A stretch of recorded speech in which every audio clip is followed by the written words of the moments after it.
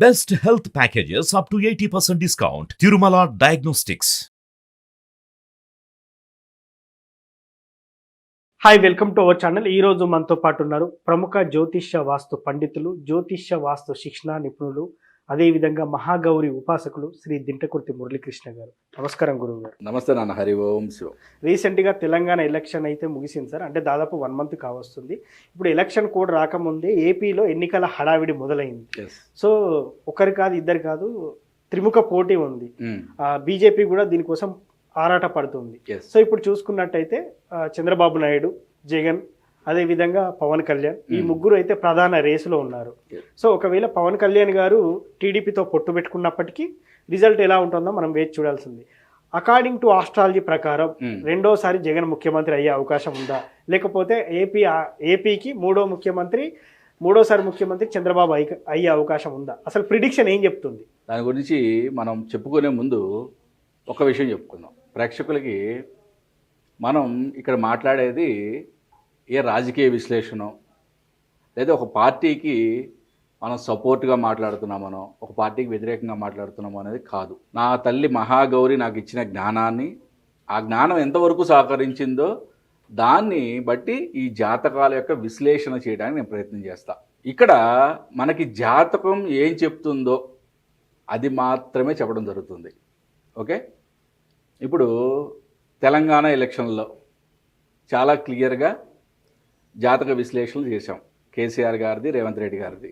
ఎవరన్నా వీడియో చూడకపోతే చూడండి. అంటే జాతకం ఏం చెప్పిందో మనం అదే చెప్పాలి. అది సిద్ధాంతి యొక్క ముఖ్య కర్తవ్యం. అంతేగాని రాజకీయ ప్రెషర్ వలనో లేకపోతే నాకు ఒక నాయకుడు ఇష్టమనో ఆయన గురించి గొప్పగా చెప్పుకోవడం అనేది ఇప్పుడు శాస్త్రజ్ఞుడికి ఉండకూడదు, శాస్త్రవేత్తకు ఉండకూడదు. ఓకే, నేను ఇక్కడ ఆ వీడియోలు చాలా క్లియర్గా చెప్పా. కేసీఆర్ గారు అంటే నాకు చాలా అభిమానం, but he's going to be lose. అదే జరిగింది.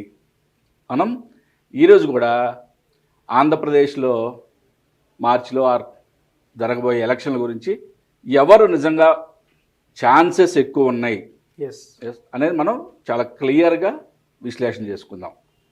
ఇక్కడ మనకి అందుబాటులో ఉన్న డేటా ప్రకారం మనకి వైఎస్ జగన్ గారిది, చంద్రబాబు నాయుడు గారిది, పవన్ కళ్యాణ్ గారిది, ఇక్కడ మనం date of birth and numerology.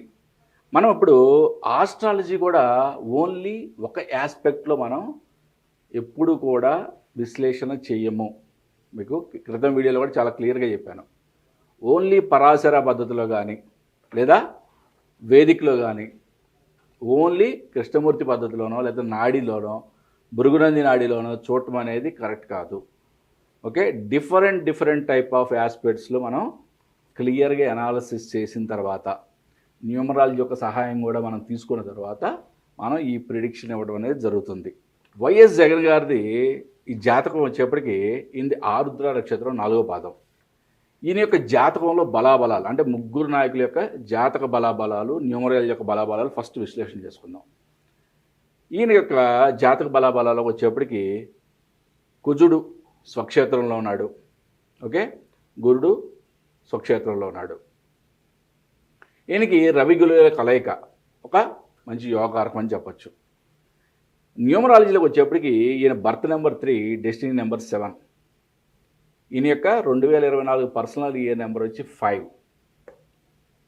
ఇక్కడ చంద్రబాబు నాయుడు గారిది వచ్చి ఈయనది కృత్తికా నక్షత్రం. ఈయనకి రవి ఉచ్చ, చంద్రుడు ఉచ్చ, శుక్ర గురువుల కలయిక. ఇది ఒక మంచి యోగం కింద మనం చెప్పుకోవచ్చు. రవి బుధుల కలయిక బుధాదిత్య యోగం కింద పరిగణింపబడుతుంది. ఇక్కడ కుజ కేతువుల కలయిక ఇంటూ మార్కొట్టం, ఎందుకంటే అది దాన్ని భస్మాసుర యోగం అంటాం. అంటే ఒక్కొక్కసారి బాబుగారు ఆయన చేసే తప్పులు ఆయనకే భస్మం అయిపోతూ ఉంటాడు అన్నమాట. అటువంటి ఆయన జీవితంలో చాలా జరిగినాయి, మనకి కనబడుతూనే ఉంటుంది. ఆయన యొక్క బర్త్ నెంబర్ వచ్చి 2, డెస్టినీ నెంబర్ వచ్చి 3. ఆయన యొక్క పర్సనల్ ఇయర్ నెంబర్ అంటే 2024 పర్సనల్ ఇయర్ నెంబర్ వచ్చి 5. అంటే ఈ పర్సనల్ ఇయర్ ప్రకారం వీళ్ళిద్దరికీ కూడా సమ ఉజ్జీలుగా ఉన్నాయి, అంటే ఈక్వల్గా ఉన్నాయి. న్యూమరాలజీ ప్రకారం పోటాపోటీగా ఈక్వల్గా ఉన్నాయి. పవన్ కళ్యాణ్ గారి జాతకం దగ్గరికి వద్దాం. ఈయనది వచ్చి ఉత్తరాషాఢ 3వ పాదం. ఈయనకి కుజుడు ఉచ్చ, రవి స్వక్షేత్రంలో ఉన్నాడు. రవి బుధుల కలయిక బుధాదిత్య యోగం, చంద్రుడి కుజుడి యొక్క చంద్రమంగళ యోగం, చాలా యోగకారకమైన జాతకం ఉంది.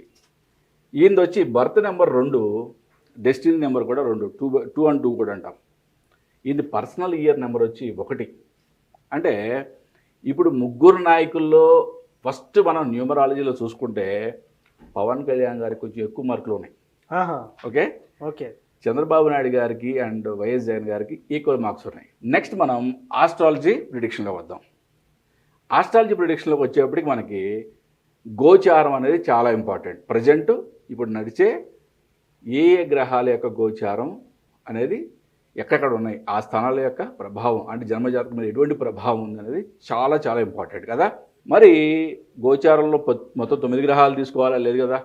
పెద్ద గ్రహాలు ఏవైతే ఉన్నాయో వాటి యొక్క ప్రభావం ఈ జాతకం మీద, ఈ జాతకుడి యొక్క జాతకం మీద ఎలా ఉంది అనేది మనం పరిశీలన చేద్దాం.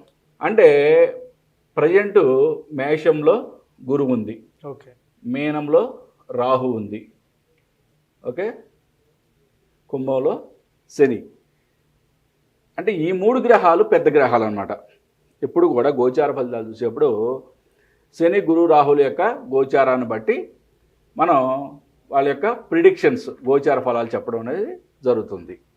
మనం ఇంతకుముందు చేసిన వీడియోలో కూడా చాలా క్లియర్గా 30 అక్టోబర్ వరకు గురు రాహువుల యొక్క కలయిక అంటే చంద్రబాబు నాయుడు జాతకంలో రవి బుధుల మీద గురు రాహువుల కలయిక ఉంది.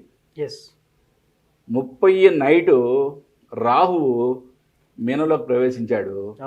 మనం ఆ చెప్పిన వీడియోలో ఏం చెప్పాం, 31 అక్టోబర్ నుంచి 12 నవంబర్ లోపు ఆయనకి బెయిల్ వచ్చే ఛాన్సెస్ ఉన్నాయి అని చెప్పాం కదా. అదే జరిగింది కదా. అంటే ఇది నా గొప్పతనమో లేకపోతే ఇంకేదో గొప్పతనం కాదు, ఇది శాస్త్రం యొక్క గొప్పతనం. ఒకటి గుర్తుపెట్టుకోండి, శాస్త్రం ఎప్పుడు తప్పు చెప్పదు నాన్న.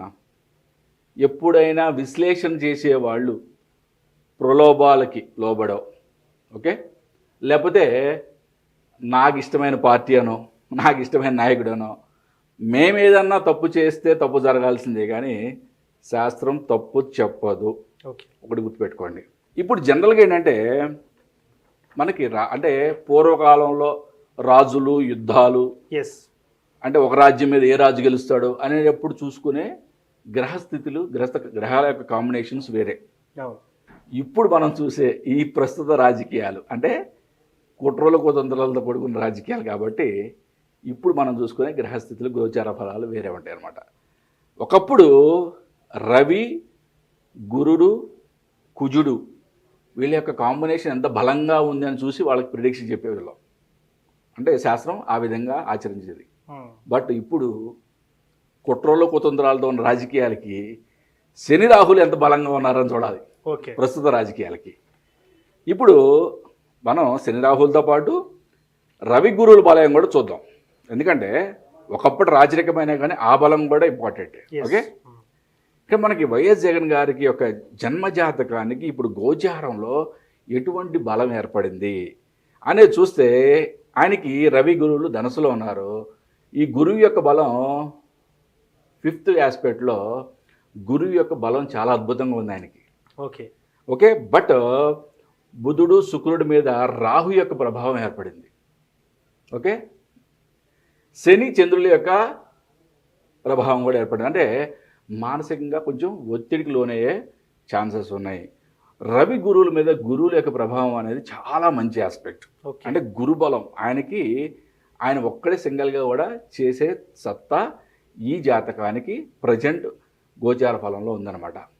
ఓకే, నెక్స్ట్ మనం చంద్రబాబు నాయుడు గారి జాతకానికి వద్దాం. ఆయనకి మేషంలో రవి బుధులు బుధాదిత్య ఉంది. దాంతోపాటు ఇప్పుడు గోచారంలో గురువు కలిసింది, అంటే చాలా అద్భుతమైన యోగకారకం. రెండోది ఆయనకి మనం క్రింద వీడియో కూడా చెప్పాము, రాహు మీద రాహు రావడం అనేది మనం చాలామంది ఇన్ఆస్పీషియస్గా ఫీల్ అవుతారు. తప్పు అంటే డబల్ రాహు అయింది అంటే ప్రాబ్లమ్స్ ఎక్కువ అవుతాయి అన్నట్టుగా ఊహిస్తారు. బట్ ప్రతి కాయిన్కి కూడా 2 సైడ్స్ ఉంటాయి. ఓకే, ప్రతి ఆస్పెక్ట్కి కూడా, అలాగే గోచారంలో కానీ మన జాతక విశ్లేషణలో ప్రతిదానికి కూడా పాజిటివ్ ఆస్పెక్ట్ ఉంటుంది, నెగిటివ్ ఆస్పెక్ట్ కూడా ఉంటుంది. రాహు కలవడం అనేది ఇనాస్పియస్ కొంతవరకు కరెక్టే, కానీ ఆస్పిరేష్ మోడ్లోకి వచ్చేప్పటికి ఆయన యొక్క శత్రు విజయం అనేది చెప్పొచ్చు అనమాట. ఆయన ముందు శత్రువు నిలబడటం అనేది కష్టం. రెండవది శని గురువుల మీద శని యొక్క బలం ఏర్పడింది ఇక్కడ. ఓకే, అంటే ఓవరాల్గా ఈయన కూడా అంటే ప్రస్తుత రాజకీయ విశ్లేషణలో కావాల్సిన బలాలు బాగా ఉన్నాయి. ఓకే, అంటే ఈ రెండుకి కూడా చాలా ఇద్దరు కూడా సరిసమానంగా ఉన్నాయి. మనం నెక్స్ట్ మనం పవన్ కళ్యాణ్ గారి దగ్గర మరి ఈయన యొక్క న్యూమరాలజీ కూడా వచ్చి 2 and 3, పర్సనల్ ఇయర్ 5 చెప్పుకున్నాం మనం. ఓకే, మరి ఈయనకి వచ్చేప్పటికి రవి చంద్ర ఉచ్చ ఉంది. ఓకే, శుక్రుడు గురువు కలయిక, రవి బుధాదిత్య యోగం ఉంది. నెక్స్ట్ మనం పవన్ కళ్యాణ్ గారి దగ్గరికి వద్దాం. ఓకే, ఈయన ఉత్తరాషాఢ 3వ పాదం. ఈయనకి కుజుడు ఉచ్చ, ఓకే, రవి స్వక్షేత్రం, రవి బుధుల అంటే కలయిక అంటే రవి బుధాదిత్య యోగం, చంద్రుడు కుజుడు చంద్రమంగళ యోగం. Okay, 2 and 2 code. ఇప్పుడు ఈయన చూద్దాం అసలు శని రాహుల యొక్క బలం ఏ విధంగా ఉంది. ఈయన జన్మజాతకంలోనే రాహు శని 5 ఆస్పెక్ట్లో కలిసి ఉన్నాయి. ఓకే, కోణంలో ఆల్రెడీ కలిసి ఉన్నాయి. అంటే ఈయన పుట్టుకతోనే రాజకీయ నాయకుడు. ఓకే ఓకే, అంటే పుట్టుకతో మీన్స్ 30 years దాటిన తర్వాత వీళ్ళని రాజకీయ నాయకుడు అంటాం అన్నమాట. అంటే జన్మ జాతకాన్ని బట్టి. మరి ఇప్పుడు గోచార బలం ఎలా ఉంది? ఇప్పుడు ఎప్పుడు కూడా జాతకంలో పుట్టినప్పుడు జన్మ జాతకం చూసి అద్భుతం అద్భుతం అంటే కుదరదు. ఎటువంటి మహాచక్రవర్తి అయినా కూడా ఒక్కొక్క రోజు ఓడిపోతాడు, ఇంకొక రాజు చిన్న రాజు చేతిలో కూడా. అటువంటివన్నీ కూడా గ్రహస్థితుల మీద మాత్రమే ఆధారపడి ఉంటాయి. ఓకే, మరి ఈయనకి ప్రజెంటు గురు రాహు శని వీటి యొక్క బలం ఏ విధంగా ఉంది? రవి బుధుల మీద శని యొక్క ఆస్పెక్ట్ కలిసింది, గురువుకి రాహుకి సంబంధం ఏర్పడింది. ఓకే, ఈ విధంగా రవి బుధులకి గురువు యొక్క బలం కూడా ఏర్పడింది. ఓకే, అంటే రాజకీయంగా ఈయనకి కూడా ఇప్పుడు చాలా గట్టి పొజిషన్ ఉంది. ఓకే, మరి వీళ్ళిద్దరు పొత్తులో ఉన్నారు కదా. ఇక్కడ ట్విస్ట్ ఏంటంటే వీళ్ళిద్దరు పొత్తులో ఉన్నారు. ఇప్పుడు ఈ 2 జాతకాలని మనం మెర్జ్ చేసి చూస్తే ఎప్పుడు కూడా మనం ఒక పార్టీ గెలుస్తుందా లేకపోతే గెలవట్లేదు అధికారంలోకి వస్తుందా అని చూసేటప్పుడు మనం చూడాల్సింది ఎవరిని? నాయకులనే కదా. అంటే ముందుండి నడిపించే నాయకులు ఎవరో వాళ్ళ యొక్క జాతకాలను మాత్రం మనం విశ్లేషణ చేస్తాం. ఇప్పుడు వీళ్ళిద్దరి యొక్క జాతకాలని ఓవర్లాప్ చేసి చూస్తే వీళ్ళ యొక్క ఇద్దరి యొక్క జాతకాలు చాలా అద్భుతంగా ఉన్నాయి. ఓకే, అంటే ఎక్కువ పర్సంటేజ్ ఎక్కువ బలాబలాలు చాలా అంటే గోచారంలో ఉన్న ఫలం కూడా చాలా ఎక్కువగా ఉంది వీళ్ళ బలం. అంటే ఇప్పుడు ఇద్దరికి చూస్తే ఎవరికి ఎక్కువ మార్క్స్ ఇవ్వచ్చు అంటారు? ఇప్పుడు ఇద్దరు కలిసే పోటీ చేస్తున్నారు కదా, అందుకనే ఇద్దరిని ఓవర్లాప్ చేసి చూస్తాం. అంటే ఇప్పుడు ఇక్కడ వైఎస్ జగన్ గారిది సిబిఎన్ చంద్రబాబు నాయుడు గారిది పోటాపోటీగా ఉంది జాతకం. పవన్ కళ్యాణ్ గారిది కూడా కొంచెం అటు ఇటుగా ఆయన కూడా అంతే బలం ఉంది. బట్ ఈ 2 కలిసినప్పుడు చాలా అద్భుతమైన యోగకారకాలు ఏర్పడినాయి. అంటే ఈ 2 జాతకాలు కలిసి పోటీ చేస్తుంటే గెలుపు వీళ్ళకి తథ్యం అని చెప్పచ్చు. అంటే ఒకటి చెప్పగలను, అంటే దీంట్లో అద్భుతమైన ట్విస్ట్ ఒకటి ఉంది మళ్ళీ. అంటే చంద్రబాబు నాయుడు గారు పవన్ కళ్యాణ్ గారి కూటమి గెలవడం ఒక ట్విస్ట్ అయితే ఒకటైతే అది జాతక విశ్లేషణ అయితే, ఇంకొక ట్విస్ట్ ఏంటంటే పవన్ కళ్యాణ్ గారికి ఐదర్ సీఎం లెవెల్ పోస్ట్, అంటే డిప్యూటీ సీఎమ్మా లేకపోతే సీఎం సీట్ని షేరింగ్ చేసుకుంటారా అనే రాజకీయ విశ్లేషణలో పోవట్లా. ఇప్పుడు ప్రజెంట్ ఉన్న ఆస్ట్రాలజీ బలాన్ని బట్టి హీఈస్ ఎలిజిబుల్, అంటే హీఈస్ గెటింగ్, ఆయన రేపు 2024 ఎలక్షన్ తర్వాత సీఎం లెవెల్లో ఆయన కూర్చోబోతున్నాడు. ఇది మాత్రం నేను ఘంటాపథంగా చెప్పగలను.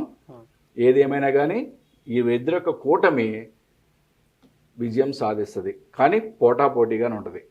ఎందుకంటే ఈయన బలం కూడా గోచారంలో కొంచెం బాగానే ఉంది కాబట్టి, అంటే ఇద్దరితో పోల్చుకున్నప్పుడు కొంచెం తక్కువ బలాలు ఉన్నాయి కాబట్టి పోటాపోటీగా ఉన్నా కానీ ఎక్కువ అంటే నల్లేరు మీద నడకే అని చెప్పచ్చు. అబ్బా ఒక విధంగా చెప్పాలంటే నేను ఇక్కడ తెలంగాణలో ఏం చెప్పాను, 2 సింహాలు కొట్టుకుంటున్నాయి అన్న. బట్ ఒక రేవంత్ రెడ్డి అనే సింహానికి 60 మార్కులు ఇచ్చాను, కేసీఆర్ అనే సింహానికి 40 మార్కులు ఇచ్చాను. అదే రేషియోలో ఇక్కడ సీటింగ్ వాళ్ళకు వచ్చిన ఫలితాలు కూడా అదే విధంగా ఉన్నాయి. కానీ ఇక్కడ ఆస్పెక్ట్ చాలా వీళ్ళిద్దరికి కలిపితే చాలా బలాలు ఎక్కువగా ఉన్నాయి. ఎస్. అంటే వీళ్ళిద్దరి యొక్క విజయం చాలా ఈజీ అని చెప్పచ్చు.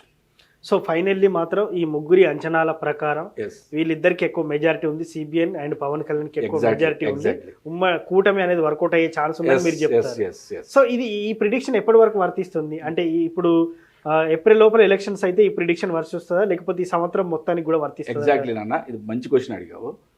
గోచార బలం అనేది చాలా ఇంపార్టెంట్ Yes. ఎప్పుడు కూడా మనకి జాతక విశ్లేషణలో. ఇప్పుడు గురువు యొక్క గోచారం మేషంలో 30 ఏప్రిల్ వరకు ఉంటుంది. ఓకే. ఫస్ట్ మే నుంచి మనకి వృషభంలోకి మారుతుంది గురువు. ఎస్. గురువు యొక్క సంచారం మారుద్ది. అంటే గురువు యొక్క బలాబలాలు కొంచెం అటు ఇటుగా అవుతాయి. ఓకే, కొంతమందికి ఇంకా ఫెచ్చింగ్ అవుద్ది, కొంతమందికి కొంచెం తక్కువ అవుతాయి. బట్ మనకున్న అవగాహన బట్టి 30 ఏప్రిల్ లోపు ఎలక్షన్లు జరుగుతాయి కాబట్టి నేను చెప్పిన ఈ ప్రిడిక్షన్ అనేది ఇదే జరుగుద్ది. 30 ఏప్రిల్ తర్వాత కనుక ఎలక్షన్లు జరిగే ఛాన్సెస్ నాకు తెలిసేది లేవు.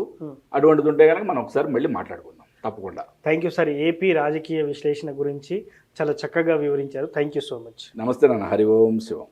సో చూశారు కదా, ఏపీ హారోస్కోప్ ప్రిడిక్షన్ ప్రకారం చంద్రబాబు నాయుడు, పవన్ కళ్యాణ్, అదేవిధంగా జగన్ గారి జాతకం ప్రకారం చూసినట్టయితే ఎవరు ముఖ్యమంత్రి కాబోతున్నారని చెప్పేసి ప్రిడిక్షన్ వేస్తే మనకు అంచనాల ప్రకారం చెప్పారు. సో ఇది జరగబోయేది ఏప్రిల్ లోపల మాత్రం ఈ ప్రిడిక్షన్ వర్తిస్తుందని చెప్పొచ్చు అని కూడా గురువు గారు చెప్తున్నారు. ఇది వాటి కార్యక్రమం. మరో కార్యక్రమంలో మళ్ళీ కలుద్దాం. Thank you.